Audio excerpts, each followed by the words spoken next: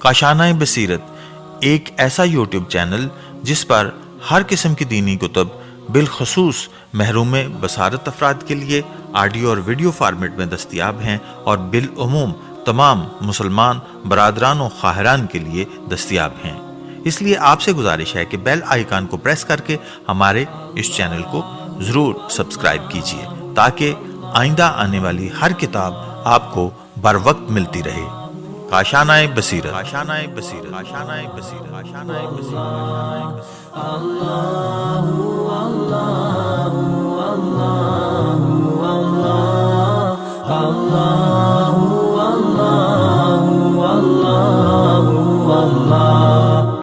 بسم اللہ الرحمن الرحیم۔ السلام علیکم۔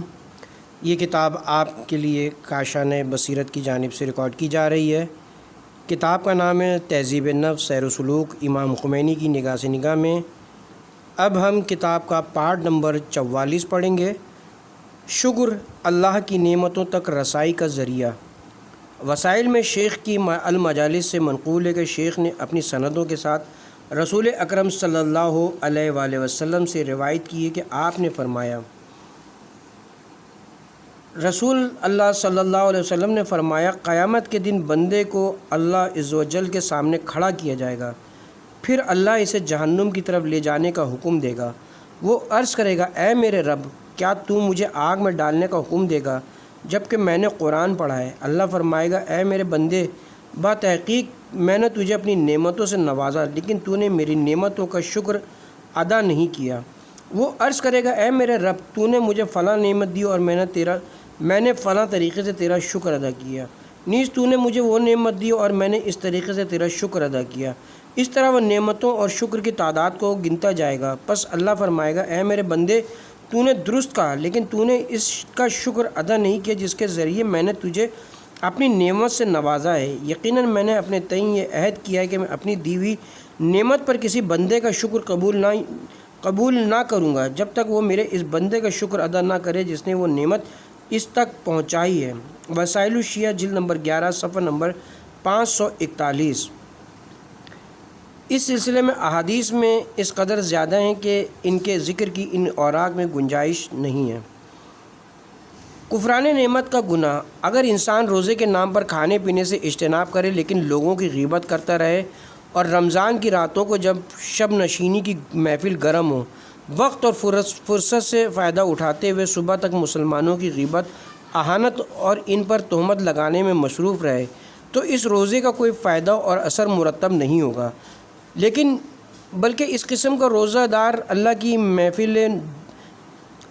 کی محفل دعوت کے آداب کی رعایت نہ کرنے اور اپنے ولی نعمت کے حق کو پامال کرنے کا مجرم ٹھہرے گا۔ وہی ولی نعمت جس نے انسان کی خلقت سے پہلی اس کی زندگی اور آرام و آسائش کے تمام وسائل فراہم کیے، تکامل انسانیت کے جملہ اسباب مہیا کیے، ہدایت کی خاطر انبیاء بھیجے، آسمانی کتابیں نازل کیں، انسان کو عظمت کے سرچشمے اور نہایت سرور انگیز نور تک پہنچانے کے لیے طاقت، عقل اور شعور عطا فرمایا، اس پر نوازشیں کیں اور اب اپنے بندوں کو دعوت دے رہا ہے کہ اس کے مہمان خانے میں آ کر اس کے خوان نعمت سے فیض یاب ہوں اور جہاں تک ہو سکے ہاتھ اور زبان سے اس کا شکر ادا کریں۔ کیا یہ درست ہے کہ بندے اس کے خوان نعمت سے لطف اندوز ہوں اور اس کے عطا کردہ وسائل آسائش سے استفادہ کریں لیکن اپنے مولا اور میزبان کی مخالفت اور اس کے خلاف قیام کریں؟ کیا یہ درست ہے کہ اس نے انہیں جن وسائل سے نوازا ہے انہیں اس کے خلاف اور اس کی مرضی کے برعکس استعمال کریں؟ کیا یہ نمک حرامی اور کفرانی نعمت نہیں ہے کہ انسان اپنے مولا کی ضیافت کا مزہ اڑائے لیکن گستاخی اور بے ادبی پر مبنی اعمال و کردار کے ذریعے اپنے میزبان اور ولی نعمت کی شان میں جسارت کرے، اس کی اہانت کرے اور ان کاموں کا مرتکب ہو جو اس کے مہمان کی نظر میں قبیح اور برے ہوں؟ 15ویں فصل، تکبر اور تواضع کی بنیاد۔ تکبر اور تواضع کی جڑ۔ یاد رہے کہ حدیث میں تواضع کا ذکر تکبر کے مقابلے میں نہیں بلکہ تکبر کے مقابلے میں کیا گیا ہے، اس لیے تواضع کو نفسانی صفات میں شمار کرنا چاہیے، جیسا کہ تکبر بھی ایک نفسانی صفت ہے، جبکہ تکبر کبر کا عملی اظہار ہے۔ اگرچہ عرف عام میں تواضع سے مراد اپنے آپ کو چھوٹا اور حقیر ظاہر کرنا ہے، بہرحال چونکہ انسان خود بین اور خود پسند ہوتا ہے، اس لیے اس کی خود پسندی اور اپنی ذات سے حد درجہ لگاؤ اس بات کا سبب بنتا ہے کہ وہ اپنے نقائص و عیوب سے بے خبر اور غافل، نیز اپنی برائیوں کو دیکھنے سے عاجز ہو جائے۔ بلکہ کبھی انسان اپنی برائیوں اور عیوب کو خوبی سمجھنے لگتا ہے اور اسے اپنی اچھائیاں کئی گنا بڑی نظر آنے لگتی ہیں، پھر اسی نسبت سے بعض اوقات دوسروں کی خوبیاں اس کی آنکھوں سے اوجھل ہو جاتی ہیں اور ان کی برائیاں زیادہ بڑی نظر آتی ہیں۔ پس جب وہ اپنے آپ کو کامل اور دوسرے کو ناقص سمجھنے لگتا ہے اور نفس سے محبت بھی حد سے زیادہ بڑھ جاتی ہے، تو اس کے اندر خود بینی اور خود پسندی کی کیفیت پیدا ہوتی ہے۔ اس کے بعد وہ اپنے آپ کو دوسروں سے برتر سمجھتا ہے اور اس کے اندر بڑائی کا احساس پیدا ہوتا ہے۔ اپنے آپ کو دوسروں سے برتر سمجھنے کا نام کبر ہے۔ جب یہ باطنی کیفیت انسان کے اعمال اور اعضاء و جوارح کے ذریعے ظاہر ہو اور وہ دوسروں پر اپنی بڑائی اور خودسری کا اظہار کرنے لگے تو یہ تکبر کہلائے گا۔ پھر اگر انسان اس گھمنڈ اور غلط فہمی سے نکل آئے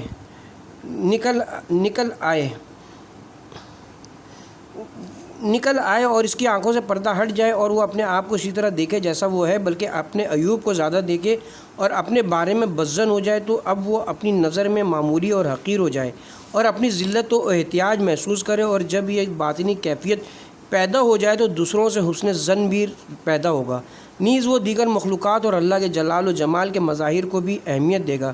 یوں وہ رفتہ رفتہ اپنے آپ کو حقیر سمجھے گا، اس میں تواضع کی کیفیت پیدا ہوگی اور وہ دوسروں کے مقابلے میں خود کو چھوٹا شمار کرے گا۔ یہ حالت قلبی اور باطنی تواضع سے عبارت ہے۔ جب اس باطنی کیفیت کا اظہار عمل اور اعضاء و جوارح کے ذریعے ہو تو یہ تواضع کہلائے گا، اور ہم کہیں گے کہ فلاں نے تواضع کیا اور وہ متواضع ہو گیا۔ تواضع اور چاپلوسی میں فرق۔ یاد رکھیں تواضع اور چاپلوسی میں اسی طرح تکبر اور عزت نفس میں بہت بڑا فرق ہے۔ یہ فرق اسباب و مقاصد کے لحاظ سے بھی ہے اور آثار نتائج کے لحاظ سے بھی۔ تواضع کا سرچشمہ اللہ اور نفس کی شناخت ہے، اس کا مقصد اللہ ہے یا اللہ کی عظمت۔ تواضع کا نتیجہ اور ثمرہ نفس کے کمال میں ظاہر ہوتا ہے، اس کے مقابلے میں خوشامد اور چاپلوسی کا سرچشمہ شرک اور جہل ہے، اس کی منزل مقصود نفس اور اس کا نتیجہ ذلت و خواری اور ننگ و عار ہے۔ ادھر تکبر کا سرچشمہ اور سبب خود بینی، خود پسندی، نفس پرستی، جہل، اللہ سے دوری اور اللہ کی نشانیوں سے غفلت ہے، اس کا مقصد نفس اور خود نمائی ہے اور اس کا نتیجہ سرکشی اور طغیان ہے۔ اس کے مقابلے میں عزت نفس کا سرچشمہ اللہ پر توکل اور بھروسے کا جذبہ ہے، اس کا مقصد اللہ ہے اور اس کا نتیجہ و ثمرہ غیر اللہ کو خیر آباد کہنا ہے۔ تواضع فطری خصلت۔ تمام انسانوں کی فطرت میں یہ بات شامل ہے کہ وہ اپنے سے بڑی اور عظیم تر ہستی کے سامنے تواضع اور فروتنی اور تعظیم سے سر جھکاتے ہیں۔ یہ ایک عام فطری قانون ہے جس سے کوئی مستثنیٰ نہیں۔ اگر انسان کا دل کسی شخص کی عظمت و بزرگی کا احساس کرے تو وہ اپنی فطرت اور جبلت سے مجبور ہو کر اس کی تعظیم کرے گا اور اس کے سامنے تواضع اور فروتنی کا مظاہرہ کرے گا۔ اس عظیم شخصیت اور اس کے سامنے فروتنی کے نتائج میں وہ اس شخصیت کے اعضاء اور اقارب کے ساتھ بھی تواضع سے پیش آئے گا۔ اب چونکہ انسان کی فطرت عظیم مطلق جس کی عظمت و بزرگی لامحدود ہے کے سامنے متواضع ہے، اس لیے اگر طبعی اور مادی رکاوٹیں اور حجابات اس فطرت کو محجوب نہ کریں تو اس کی تعظیم اور اس کی فروتنی کا بنیادی اور اصلی محور اللہ کی ذات ہوگی جس کی عظمت لامحدود ہے۔ باقی چیزوں کی بزرگی و عظمت اور جلال و جمال اللہ کی عظمت اور جلال و جمال کا پرتو اور سایہ ہے۔ پس انسان اپنی اصلی فطرت جو مادیت کے پردوں سے محجوب نہ ہو کی روح سے اللہ کے سامنے بالذات اور اس کے مظاہر جمال و جلال کے سامنے بالغرض اللہ کی خاطر متواضع ہوگا۔ یوں بندوں کے آگے تواضع خدا کے سامنے تواضع سے عبارت ہوگا۔ فطرت سلیم کے تحت ظاہر ہونے والا یہ تواضع شیطان اور نفس امارہ کے تصرف سے محفوظ ہوگا۔ اس لیے یہ تواضع انسان کی اپنی ذات یا ذاتی خواہشات و مفادات کی خاطر نہیں ہوگا۔ اس غیر محجوب فطرت کا حامل انسان اگرچہ تمام مخلوقات کے سامنے تواضع سے پیش آتا ہے، لیکن در حقیقت وہ اللہ کے سوا کسی کے سامنے تواضع اور فروتنی کا مظاہرہ نہیں کرتا۔ اس کے دل کا چہرہ صرف اللہ کی طرف متوجہ ہوتا ہے۔ در حقیقت یہ کثرت میں وحدت کا مظاہرہ ہے۔ بندوں کی طرف یہ توجہ در حقیقت اللہ کی طرف توجہ سے عبارت ہے، چونکہ بندوں کے آگے فروتنی اور تواضع نیز ان کی تعظیم کا سرچشمہ اللہ کی معرفت اور محبت ہے، لہٰذا یہ خود اللہ کی معرفت اور اللہ کی محبت سے عبارت ہے۔ اس فطرت سلیم کا حامل انسان کسی مخلوق کی چاپلوسی نہیں کرے گا، کیونکہ چاپلوسی اور خوشامد کا سبب حق سے دوری اور خود پرستی ہے۔ پس یہ بات واضح ہو گئی کہ اللہ اور بندوں کے سامنے تواضع فطرت سلیم مخمورہ کا لازمہ ہے۔ یہیں سے یہ بھی معلوم ہو کہ تکبر اور چاپلوسی دونوں فطرت محجوبہ کی پیداوار ہیں، کیونکہ جب انسان نفس کے پردوں کے پیچھے محجوب ہوتا ہے اور اس پر خود بینی اور خود پرستی کا غلبہ ہوتا ہے، تو اس خود بینی کے سبب وہ اپنے لیے بہت سی خوبیاں تراشتا ہے، بلکہ خوبیوں کے سرچشمے سے غافل ہوتا ہے۔ نیز جن لوگوں سے اس کے مادی مفادات وابستہ نہ ہوں انہیں وہ حقیر شمار کرتا ہے، اس کے برعکس جن سے اس کے مفادات وابستہ ہوں وہ ان کی تعظیم کرتا ہے۔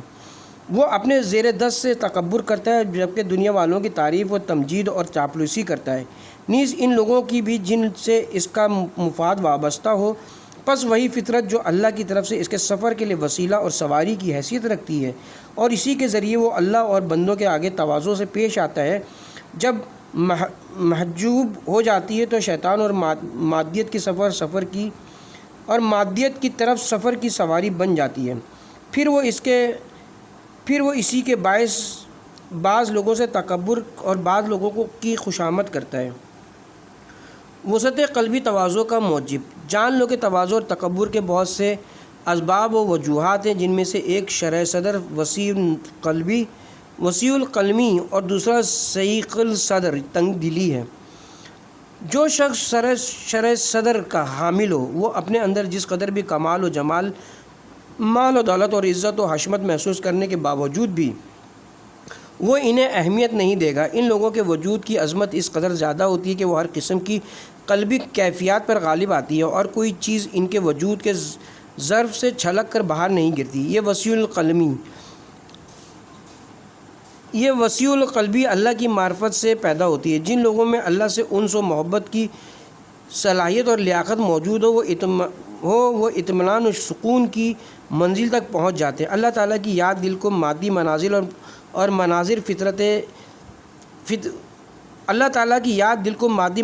مناظر فطرت سے غافل کر دیتی ہے۔ یہ یاد تمام دنیا والوں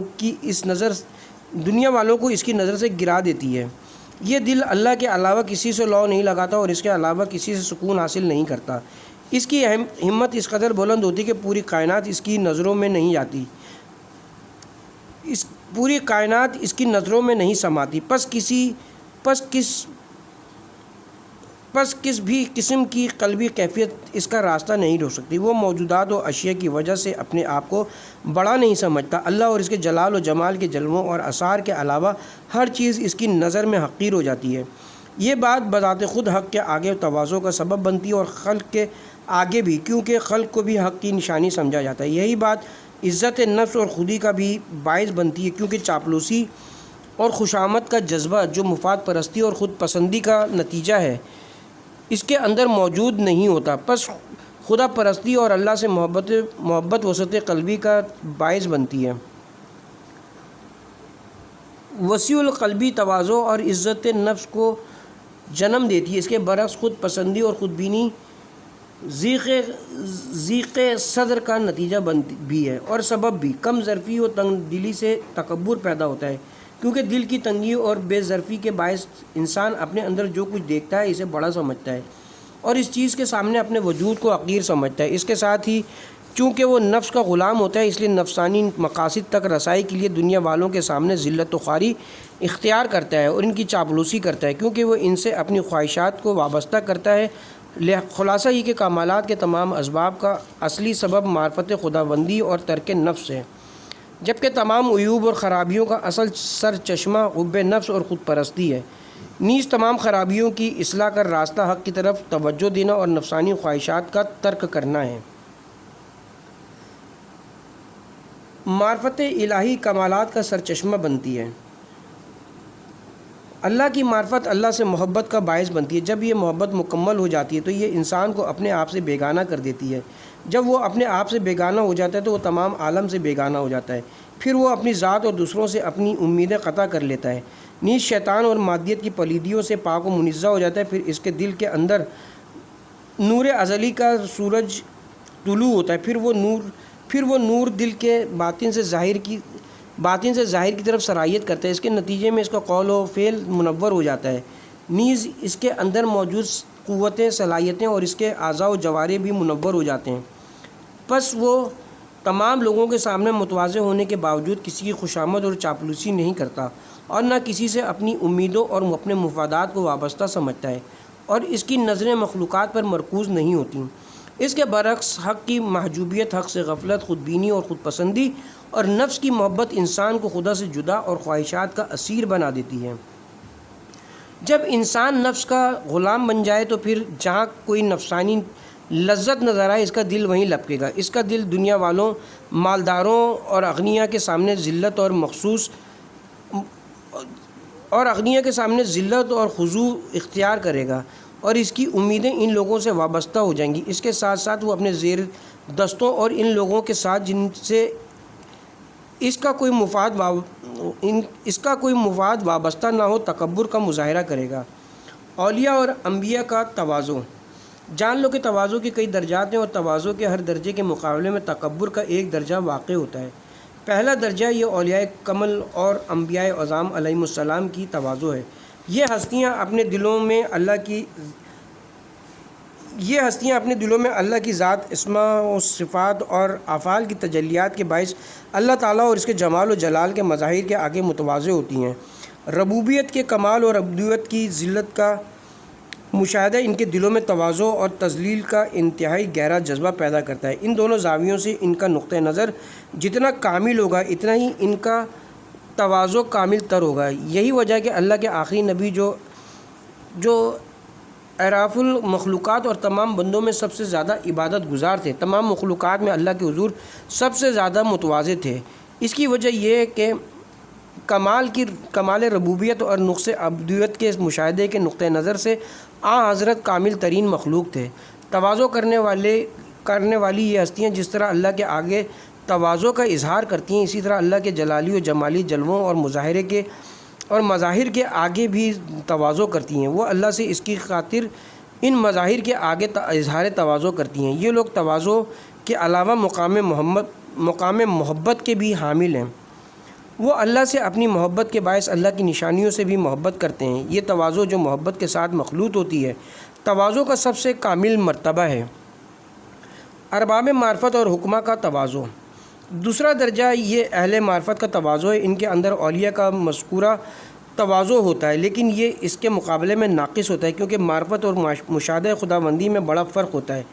تیسرا درجہ حکماء کا تواضع ہے۔ اس تواضع کا رتبہ سابقہ دو رتبوں کے بعد آتا ہے۔ اگر وہ حکمت الہی کے مقام تک پہنچ جائیں اور ان کے دل حکمت کے نور سے روشن ہوں تو وہ اللہ اور اس کی نشانیوں کے آگے متواضع ہوں گے۔ چنانچہ حضرت لقمان علیہ السلام کی حکمت آمیز نصیحتوں میں اس نقطے کی خاص طور پر تاکید کی گئی ہے۔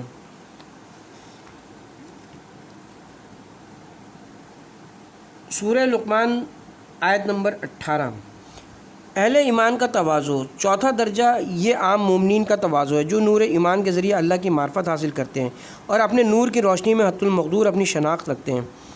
نتیجتاً یہ لوگ بھی اللہ اور اس کی مخلوقات کے آگے متواضع ہوتے ہیں۔ تواضع کی ان چار درجات میں سے ہر درجے کے مقابلے میں تکبر کا ایک درجہ واقع ہوتا ہے، کیونکہ ہر محجوبیت کے باعث نفس کے اندر کبر کا احساس پیدا ہوتا ہے۔ پیغمبر اکرم صلی اللہ علیہ وآلہ وسلم کا تواضع۔ جس شخص کا علم دوسروں کے مقابلے میں زیادہ ہو، روح عظیم تر ہو اور سینہ کشادہ تر ہو، وہ دوسروں سے زیادہ متواضع اور فروتن ہوگا۔ رسول خدا کو فرض کر لیجیے کہ آپ کا علم وحی الہی کے سرچشمے سے ماخوذ تھا۔ آپ کی روح اس قدر عظیم تھی کہ آپ نے تنہا لاکھوں کروڑوں انسانوں پر روحانی فتح حاصل کی۔ آپ نے دور جاہلیت کی تمام رسوم اور باطل ادیان کو کچل کر رکھ دیا اور تمام کتابوں کو منسوخ بنا دیا۔ نبوت کا سلسلہ آپ کے وجود پاک پر ختم ہوا۔ آپ سلطان دو جہاں تھے اور اس نے خداوندی سے جملہ عوالم میں تصرف کا اختیار رکھتے تھے۔ اس کے باوجود آپ بندگان خدا کے آگے تمام لوگوں سے متواضع اور فروتن تھے۔ آپ کو یہ پسند نہیں تھا کہ اصحاب آپ کے احترام میں کھڑے ہوں، کسی مجلس میں تشریف لاتے تو آخر میں بیٹھ جاتے تھے اور زمین پر بیٹھ کر کھانا تناول فرماتے تھے۔ آپ زمین پر بیٹھ کر فرماتے تھے کہ میں ایک بندہ ہوں، بندوں کی طرح کھاتا ہوں اور بندوں کی طرح بیٹھتا ہوں۔ حضرت امام جعفر صادق علیہ السلام سے مروی ہے کہ رسول اکرم صلی اللہ علیہ وآلہ وسلم کو بغیر زین کے گدھے پر سوار ہونا، بندگان خدا کے ساتھ پس جگہ پر بیٹھ کر کھانا کھانا اور فقیروں کو دونوں ہاتھوں سے عطا کرنا پسند تھا۔ حضرت گدھے پر سوار ہوتے تھے اور اپنے ساتھ اپنے غلام یا کسی دوسرے کو بیٹھا لیتے تھے۔ آپ کی سیرت میں مذکور ہے کہ آپ گھر کے کاموں میں اپنے گھر والوں کی مدد فرماتے تھے اور اپنے ہاتھوں سے بکریوں کا دودھ دھوتے تھے۔ آپ اپنے لباس اور جوتوں کو خود سیتے تھے اور اپنے غلام کے ساتھ مل کر چکی چلاتے تھے، آٹا گوندتے اور اپنا سامان خود اٹھاتے تھے۔ آپ فقیروں اور مسکینوں کے ساتھ بیٹھتے اور ان کے ساتھ کھانا کھاتے اور انہیں کھلاتے۔ یہ حضرت صلی اللہ علیہ وآلہ وسلم کی سیرت تھی، بلکہ آپ کی تواضع اس سے بھی آگے تھی۔ حالانکہ آپ روحانی مقامات کے علاوہ ظاہری حکومت و اقتدار کے بھی اعلیٰ درجے پر فائز تھے۔ اسی طرح علی بن ابی طالب علیہ السلام نے بھی حضرت کی سیرت پر عمل کیا۔ آپ کی سیرت وہی تھی جو حضرت کی تھی۔ پس اے عزیز، اگر تکبر کا سبب روحانی کمال ہے تو وہ سب سے زیادہ اس کمال کے حامل تھے، اور اگر اس کا سبب حکومت و اقتدار ہے تو وہ اس کے بھی حامل تھے۔ اس کے باوجود ان کی فروتنی سب سے زیادہ تھی۔ پس جان لے کہ تواضع اور فروتنی علم و معرفت کی پیداوار ہے۔ مزدور کے سامنے حضرت کا تواضع، جیسا کہ آپ نے سن رکھا ہے کہ پیغمبر اکرم کے بارے میں مروی ہے کہ آپ نے ایک محنت کش کی ہتھیلی، یعنی وہی جگہ جہاں زیادہ کام کی وجہ سے گٹھا پڑ گیا تھا، چوم لی۔ یہ تاریخ بشریت میں محنت کشوں کے مقام و مرتبے کی سند ہے۔ پیغمبر اکرم صلی اللہ علیہ وسلم جو انسانوں میں سر فہرست ہیں اور سب سے عظیم اور کامل انسان ہیں، محنت کش کے آگے اس درجہ فروتنی کا اظہار کرتے تھے کہ اس کے ہاتھ کو جو محنت و مشقت کی علامت ہے چوم لیتے تھے۔ کافی میں امام صادق علیہ السلام سے مروی ہے، اللہ نے جن باتوں کی داؤد پر وحی کی ان میں سے ایک یہ تھی کہ اے داؤد، جس طرح اللہ کے سب سے قریبی لوگ تواضع کرنے والے ہیں، اسی طرح سے سب سے دور وہ لوگ ہیں جو تکبر کرتے ہیں۔ بیدار لوگوں اور صاحبان معرفت کے لیے یہی حدیث کافی ہے۔ اللہ سے قربت تمام کامیابیوں کا سر چشمہ ہے، جس طرح اللہ سے دوری تمام ناکامیوں کی جڑ ہے۔ جو لوگ خدا پرست اور رضائے خدا بندی کے طالب ہیں اور اپنے آپ کو اللہ کے لشکروں سے مربوط اور عالم سمجھتے ہیں، نیز جو لوگ قرب خدا بندی کے حصول کے لیے اعمال و عبادات بجا لاتے ہیں، انہیں اپنے اوپر مکمل نظر رکھنی چاہیے، کیونکہ انسان منزل مقصود تک صرف اس صورت میں رسائی حاصل کر سکتا ہے جب وہ تواضع سے آراستہ ہو اور تکبر سے اجتناب کرے۔ یہاں ہم ان لوگوں کا ذکر ہی نہیں کریں گے جو حصول دنیا کے لیے علم حاصل کرتے اور عمل کرتے ہیں، ان کا حساب و کتاب خود خدائے جبار کے ہاتھ میں ہے۔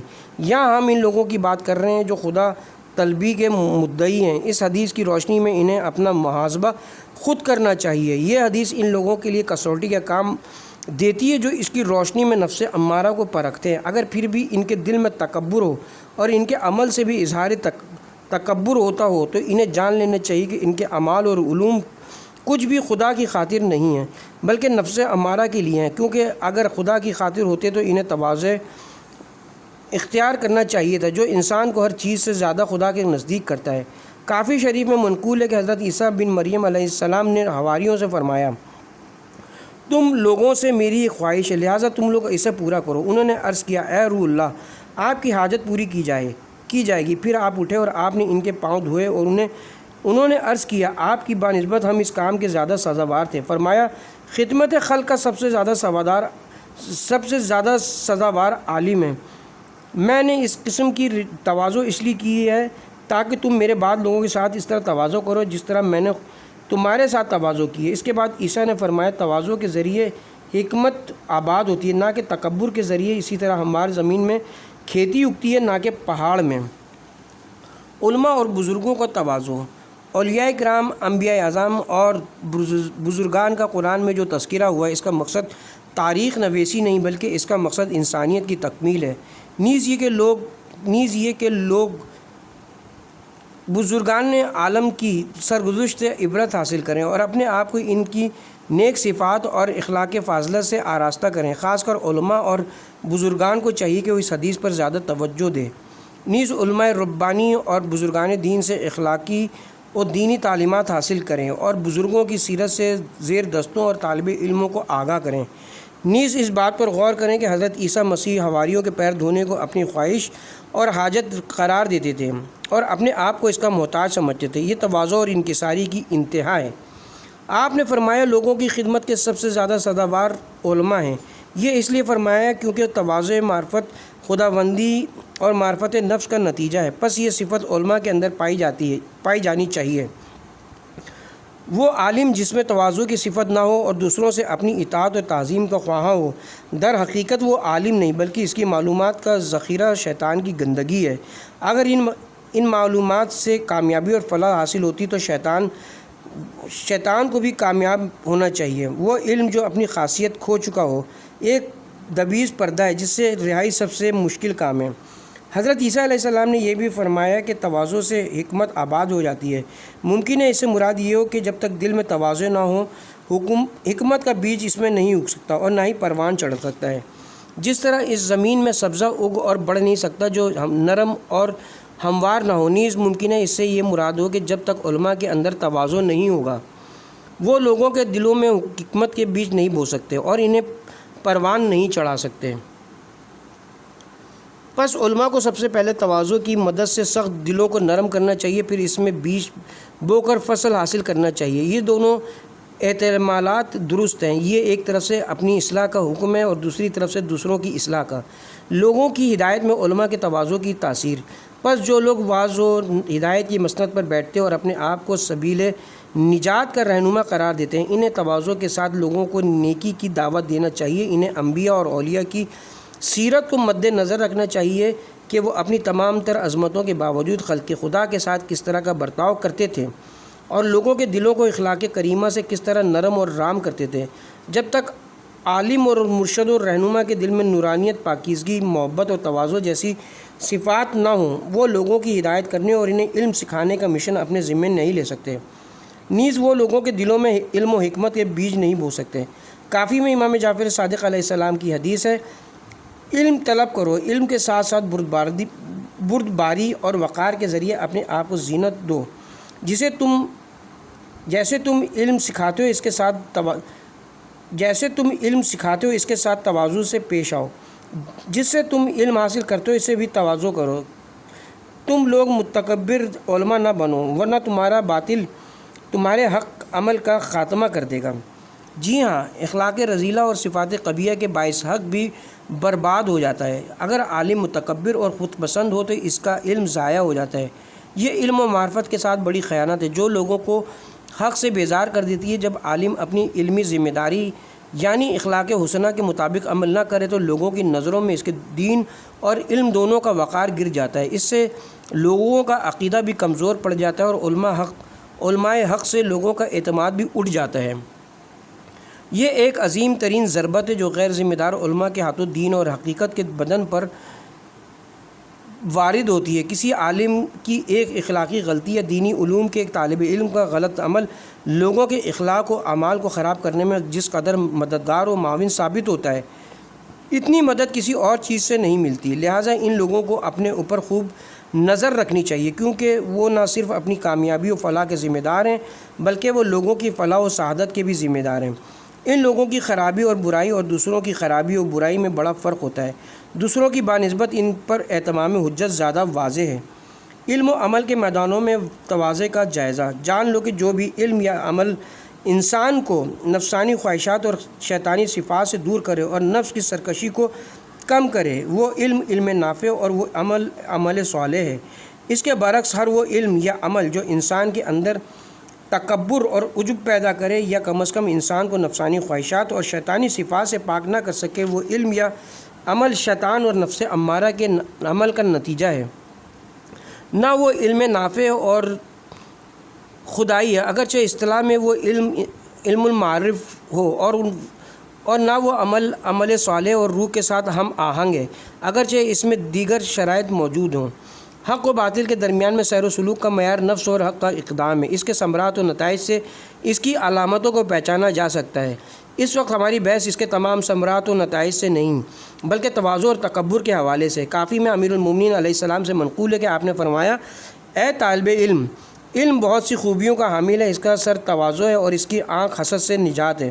اب جو شخص علم و عمل کا حامل ہو اسے وہ اپنی ذات، اپنے احوال اور اپنی نفسانی صلاحیتوں میں غور و فکر کرنا چاہیے اور مکمل طریقے سے اپنا بغور جائزہ لے اور دیکھے کہ علم کے جس شعبے کو اس نے اختیار کر رکھا ہے اس نے اس کے اوپر کیا اثرات چھوڑے ہیں اور اسے کن صفات سے آراستہ کیا ہے۔ پس اگر انسان اہل معرف ہو تو دیکھے کہ اللہ کی معرفت کی روشنی نے اس کے دل کو منور کیا ہے یا نہیں۔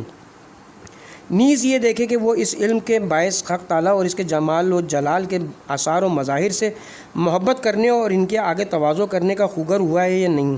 کیا وہ چند اصطلاحات کو رٹنے کے بعد تمام دنیا اور سارے علماء کو حقارت کی نظر سے جو ابلیس کی نظر دیکھنے لگا ہے، کیا وہ فلسفہ و اخلاق کے ماہرین کو ظاہر بین قرار دیتا ہے، نیز اپنے علاوہ دوسرے علماء اور دانشوروں کو کسی شمار و قطار میں نہیں لاتا اور لوگوں کو حیوانیت کے مانند سمجھتا ہے؟ اگر ایسا ہے تو وہ جان لے کہ یہ کھوکھلی اصطلاحات معرفت حق کی راہ میں حجاب اور رخ جانا کے لیے رکاوٹ ہیں۔ اس کا علم اسے نفس کی غلامی سے نجات دلانے اور مادیت کے گرداب سے نکالنے کی بجائے اسے مادیت کی قید میں بند اور شیطان کی زنجیروں میں مقید کر دے گا۔ یہ بیچارہ عشق و محبت کی منازل کا پرچار کرتا ہے اور لوگوں کو معرفت الہی سے آگاہ کرتا ہے، لیکن خود نفس کے زنار اور خود پرستی اور خود پسندی کے بت کو چھپائے ہوئے ہے۔ وہ خدا وند عالم سے غافل ہے اور اس کے بندوں کا سرکش ہے۔ شیطان آدم کے مقابلے میں تکبر کی وجہ سے قرب خدا بندی سے دور ہوا۔ کیا تم اولاد آدم کے مقابلے میں اس تکبر کے ساتھ معرفت کے راستے پر گامزن ہونا چاہتے ہو؟ یہ بہت بعید ہے۔ معرفت خداوندی کے نور سے دل خدائی بن جاتا ہے اور شیطان کی پلیدی سے پاک ہو جاتا ہے۔ کیا وجہ ہے کہ تیرے ساتھ معاملہ ہی الٹ ہو گیا ہے اور نتیجہ برعکس؟ کیا وجہ ہے کہ علم و معرفت نے تیرے دل کو شیطان کا گھر قرار دیا اور ابلیس کو اس پر مسلط کر دیا ہے؟ اے بیچارے، کیا تم یہ خیال کرتے ہو کہ تم اللہ والے ہو اور صاحب معرفت ہو؟ یہ بھی نفس کا دھوکہ اور شیطان کا فریب ہے جس نے تجھے اپنی دنیا میں مگن، اللہ سے غافل اور مٹھی بھر نام نہاد مفاہیم و الفاظ سے راضی و خوشنود بنا دیا ہے۔ تم علم کی دنیا میں تجلیات ذاتی، تجلیات اسما اور تجلیات صفاتی کا دم بھرتے نہیں تھکتے۔ تم کائنات کو حق کا مظہر اور تمام موجودات کو حق کے جلوے قرار دیتے ہو، لیکن عملی میدان میں شیطان کے ہمنوا بن جاتے ہو اور انسانوں کے ساتھ تکبر، سرکشی کا مظاہرہ کرتے ہو۔ اہل معرفت کے ساتھ یہ تکبر اللہ کے ساتھ تکبر ہے۔ تواضع علم کا سر۔ وہ عرفانی علوم جو انسان میں فروتنی اور تواضع کے بجائے تکبر اور خود نمائی پیدا کریں وہ علوم شیطان کا جو جھوٹا ہے۔ اگر علوم انسان کے اندر اس قسم کے نتائج و ثمرات کے موجب ہوں تو یہ پست ترین علوم ہیں، کیونکہ دیگر علوم سے یہ توقع نہیں کی جا سکتی کہ وہ انسان کو خدائی بنا دیں اور نفسانی قیود سے اس کو فوری رہائی دے اور اسے مادیت کے تاریک قیدخانے سے رہائی دلائے۔ نیز ان علوم کے ماہرین کا دعویٰ بھی یہ نہیں ہے کہ پس وہ سلامتی سے نزدیک تریں۔ کم از کم یہ مہلک خود بین جو شیطان کی صفت ہے ان میں پیدا نہیں ہوئی اور معرفت خدا بندی کے وسیلے نے انہیں بارگاہ حق سے دور نہیں کیا۔ اگر وہ لوگوں سے تکبر کریں تو یہ مخلوقات کے ساتھ ہوگا۔ تیرا تکبر تیرے اپنے اقرار کی روح سے اللہ کے ساتھ تکبر ہے۔ پس وائے ہو تم پر، اے بیچارے جو مٹھی بھر مفاہیم و اصطلاحات کے ہاتھوں اسیر ہو اور اپنی عمر عزیز کو مادیت کے کنویں کے اندر ضائع کر چکے ہو۔ تم حق پر مبنی علوم و معارف کی وجہ سے حق سے دور ہو، کیونکہ تم نے معرفت الہی کے ساتھ خیانت کی ہے۔ تم نے حق اور علوم حقانی کو شیطانی اعمال کا وسیلہ قرار دیا ہے۔ ذرا خواب غفلت سے بیدار ہو جاؤ، ان مفاہیم سے دل مت بہلاؤ، شیطان لعین کا فریب نہ کھاؤ اور ورنہ وہ تجھے ہلاک کر دے گا اور اسی طرح منزل انسانیت اور قرب خدا بندی سے دور کر دے گا۔ یہیں سے دیگر علوم کا حال بھی جان لینا چاہیے۔ آپ فقیہ ہوں یا فلسفی، محدث ہوں یا مفسر، ذرا دیکھیے کہ علوم نے آپ کے دل پر کیا اثرات چھوڑے ہیں اور آپ کے وجود کے درخت میں ان علوم کے باعث کون سے میوے لگے ہیں۔ حضرت علی ابن ابی طالب علیہ السلام نے فرمایا، علم کا سر تواضع ہے۔ اگر آپ کے اندر تواضع اور فروتنی پیدا ہوئی ہے تو اللہ کا شکر کریں اور اس میں اضافے کی کوشش کریں۔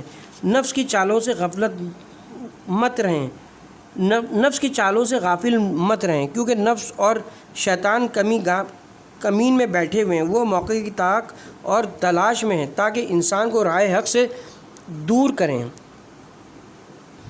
تکبر اور خود پسندی سے اجتناب، اپنی خوبیوں پر ہرگز مغرور مت ہوں، کیونکہ غرور شیطانی صفت ہے۔ اپنے آپ سے ہمیشہ بزن رہیں۔ اگر آپ نے محسوس کیا کہ آپ کے اندر ان علوم سے غرور، خود پسندی اور تکبر پیدا ہو گیا تو جان لیں کہ آپ ابلیس کا لقمہ بن گئے ہیں اور راہ سعادت سے دور ہو گئے ہیں۔ پھر اس وقت غور کریں کہ بے حقیقت چند اصطلاحوں کے سوا آپ کو کیا ہاتھ آیا ہے۔ کیا ان اصطلاحوں کے ذریعے اللہ کے شدید اللحن اور سخت فرشتوں کا جواب دیا جا سکتا ہے؟ کیا معنی حریفہ اور اس کے مانند کی شکل و صورت سے خداوند عالم کو قانع کیا جا سکتا ہے؟ اس عالم میں حیران ہوں کہ اسرار کھلتے نہیں۔ خدا کے بندوں سے تکبر اور غرور کر سکتے ہیں اور ان کی تحقیر و توہین کا ہمیں جواز ہے۔ کیا قبر اور قیامت میں انہیں لکڑی کے پیروں سے ہٹایا جائے گا اور پل صراط سے اس کے ذریعے عبور کیا جا سکتا ہے؟ قرآن و حدیث کا علم آپ کی اصلاح کرے اور آپ کے اندر اللہ کے دوستوں کا اخلاق پیدا کرے، نہ یہ کہ 50 سال دینی علوم حاصل کرنے کے بعد آپ کو شیطانی صفات سے متصف کر لیں۔ دوست کی جان کی قسم کہ اگر الہی اور دینی علوم ہمیں راہ راست اور صراط مستقیم کی ہدایت نہ کریں اور ہمارے ظاہر و باطن کو راستہ نہ کریں تو پھر پست ترین کام اس سے بہتر ہے، کیونکہ دنیاوی کاموں کا نتیجہ فوری ہوتا ہے اور اس کے مفاسد بھی کمتر ہوتے ہیں، لیکن دینی علوم اگر دنیا کی تعمیر کا ذریعہ بن جائیں تو یہ دین فروشی ہے اور اس کا بوجھ اور وہاں تمام چیزوں سے زیادہ ہے۔ در حقیقت یہ بہت بڑی کم ظرفی ہے کہ انسان دو باتیں بے بنیاد اور کھوکھلی شیطانی اصطلاحوں پر ناز کرے اور اترائے اور خود کو بندگان خدا سے بلند و بالا اور بہتر سمجھے اور مخلوق خدا پر سرکشی کرے اور اس پر فوقیت و برتری جتائے اور خود کو بہت بڑا عالم جانے اور دوسروں کو جاہل و بے وقت۔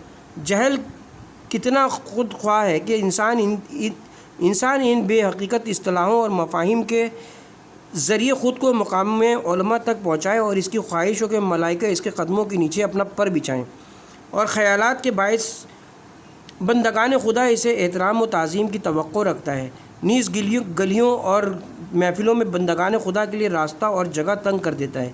یہ سب بے جا غرور ہے، یہ جہالت اور شیطانیت ہے، ابلیس کا ترقہ ہے، یہ ظلمت در ظلمت ہے، جبکہ تو نور ہے اور نور دل کو منور اور وسیع کرتا ہے، نیز ہدایت اور سیر و سلوک کی راہوں کو روشن کرتا ہے۔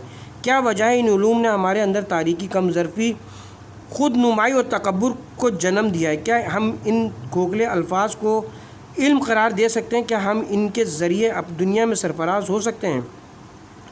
اے عزیز، خواب گراں سے بیدار ہو جا، قرآن و حدیث کے ذریعے ان امراض کا علاج کرو اور اللہ کی مضبوط رسی اور اولیاء خدا کے دامن سے تمسک کر۔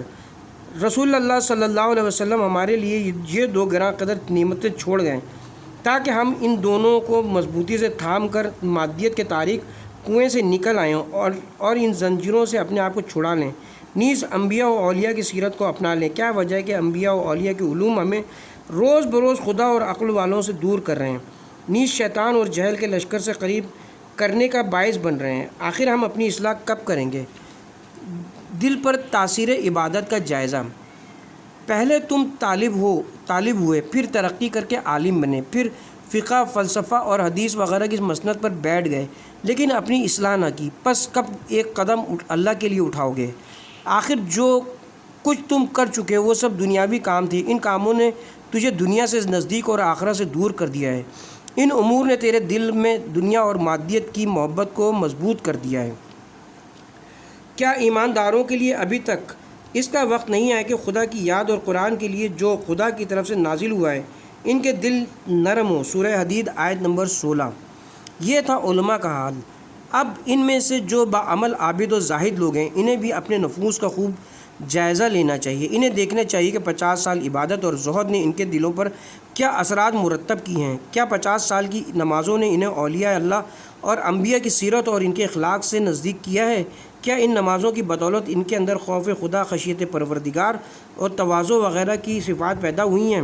کہیں 50 سال کی نمازوں نے ان کے اندر خود بینی اور عجب تو پیدا نہیں کر دیا ہے، جس کے باعث وہ بندگان خدا کے سامنے خود نمائی اور تکبر کا مظاہرہ کریں اور ان سے احترام و تعظیم کی توقع رکھیں؟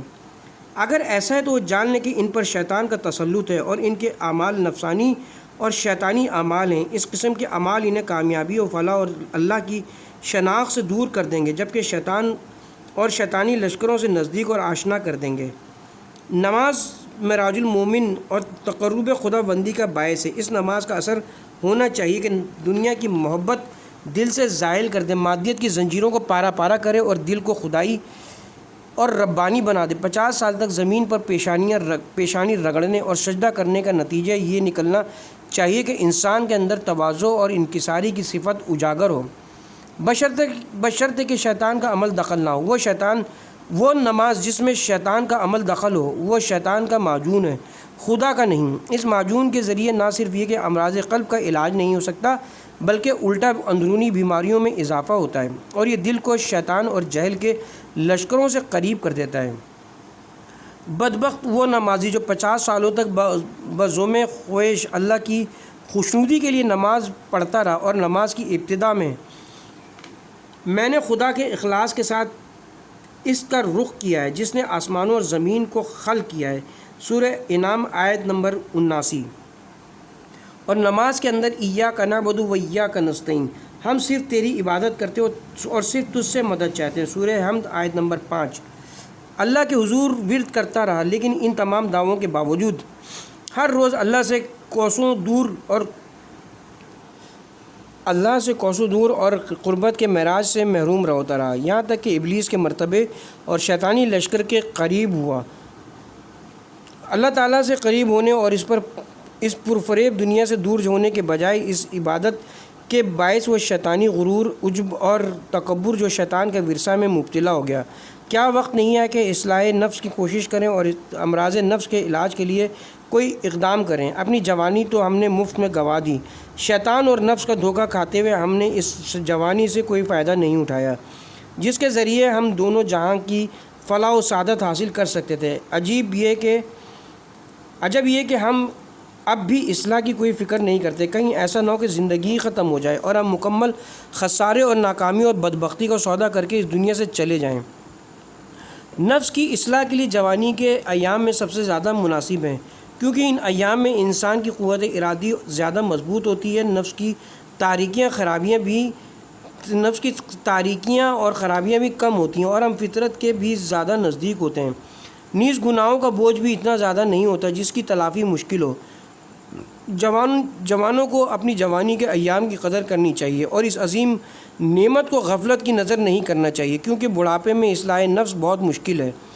بڑھاپے میں انسان بہت سی مشکلات سے دوچار ہوتا ہے، یہ مشکلات جوانی میں نہیں ہوتی، لیکن شیطان اور نفس امارہ انسان کو دھوکہ دیتے ہیں اور اسے جوانی میں اصلاح کرنے نہیں دیتے، یہاں تک کہ انسان کمزوری، سستی اور بڑھاپے کا شکار ہو جائے، نیز اس کے گناہ اور نفس کی تاریکیاں زیادہ ہو جائیں، اس کے بعد بھی وہ اصلاح کا کام مستقبل پر ٹالتا رہے، یہاں تک کہ سرمایہ حیاتی ختم ہو جائے اور ناکامی و خسارے کا بوجھ اٹھا کر انتقام گاہ کی طرف چلا جائے۔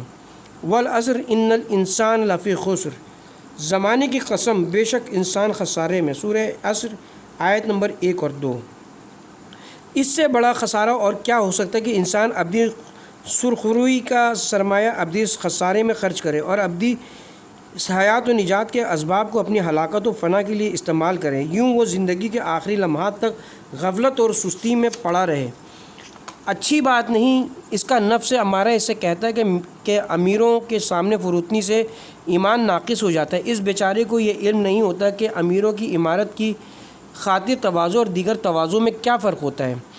کبھی انسان حب دنیا اور جاہ و مقام کے حصول کی خاطر کسی کا احترام کرتا ہے جو در حقیقت تواضع کی خصلت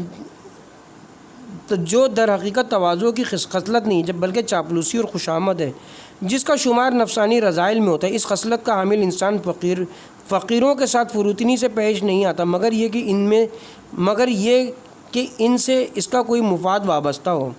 اس کے برعکس کبھی تواضع کا جذبہ انسان کو دوسروں کے ساتھ احترام اور فروتنی سے پیش آنے کی دعوت دیتا ہے، خواہ وہ امیر ہو یا فقیر، نیز ان سے ان کا کوئی مفاد وابستہ ہو یا نہ ہو۔ بالفاظ دیگر اس کا جذبہ تواضع خالص ہوتا ہے، اس کی روح پاک و پاکیزہ ہوتی ہے اور اس کے دل میں جاہ و مقام کی خواہش نہیں ہوتی۔ یہ تواضع فقیروں کے لیے بھی اچھی ہے اور امیروں کے لیے بھی، ہر ایک کا اس کے حال کے مطابق احترام ہونا چاہیے، لیکن تیری طرف سے جاہ و شرف کے حامل لوگوں کی تحقیر اور ان کے آگے تکبر کی وجہ یہ نہیں کہ تو چاپلوس نہیں ہے، بلکہ اس کی وجہ یہ کہ تو حسد اور غلط فہمی کا شکار ہے۔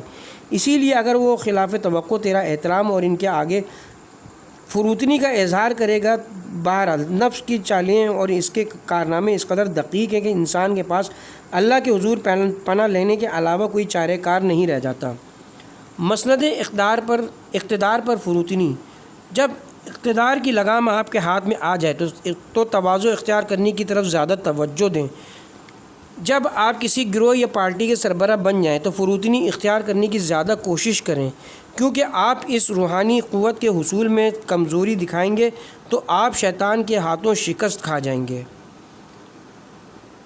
اس طرح سے یہ کتاب تہذیب نفس سیر و سلوک امام خمینی کی نگاہ سے نگاہ میں یہاں اپنے اختتام پر پہنچی۔ انشاءاللہ حاضر خدمت ہوں گا بہت جلد کسی دوسری نئی کتاب کے ساتھ۔ بہت شکریہ۔